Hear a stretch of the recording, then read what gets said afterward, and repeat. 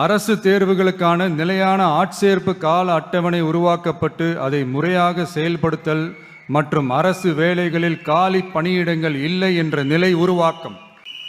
5 ஏக்கருக்கும் குறைவான நிலம் வைத்திருக்கும் விவசாயிகளுக்கு வேளாண் கூட்டுறவு சங்கங்களிலிருந்து பெறப்படும் அனைத்து பயிர் கடன்களுக்கு முழு தள்ளுபடி. 5 ஏக்கருக்கும் அதிகமான நிலம் வைத்திருக்கும் விவசாயிகள் பெறும் வேளாண் கூட்டுறவு சங்க பயிர் கடன்களுக்கு 50% தள்ளுபடி. நெல் குவிண்டாலுக்கு ரூபாய் 3500 குறைந்தபட்ச ஆதரவு விலை. கரும்பு டன்னுக்கு ரூபாய் 4500. தென்னை விவசாயிகளுக்கு கொப்பரை தேங்காய் விலை நிலைப்படுத்துதல். 5 லட்சம் இலவச சோலார் பம்ப் செட்டுகள் மற்றும் 100% பயிர் காப்பீடு. குத்தகை விவசாயிகள் மற்றும் விவசாய தொழிலாளர்களுக்கு நேரடியாக ஆண்டுக்கு ரூபாய் 10,000.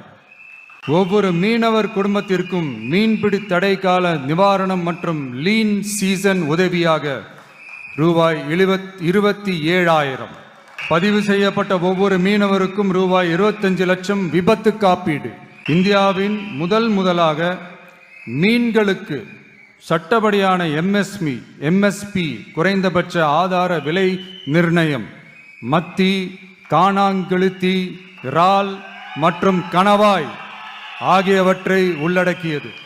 முதியோர், விதவை மற்றும் மாற்றுத்திறனாளிகளுக்கு உயர்த்தப்பட்ட ஓய்வூதியமாக மாதத்திற்கு ரூபாய் 3000. அனைத்து மீனவர்களுக்கும் நிரந்தர வீடுகள் கட்டித்தரும் லட்சிய திட்டம். ஒவ்வொரு குடும்பத்திற்கும் மாதத்திற்கு 200 யூனிட்டுகள் கட்டணமில்லா மின்சாரம். அரசு நிலத்தில் வீடு கட்டி வருடக்கணக்கில் சட்டப்பூர்வமான மின் இணைப்பு, வீட்டு வரி போன்ற ஆவணங்களுடன் ஆக்கிரமித்துள்ள அனைவருக்கும் பட்டா முறைப்படுத்துதல்.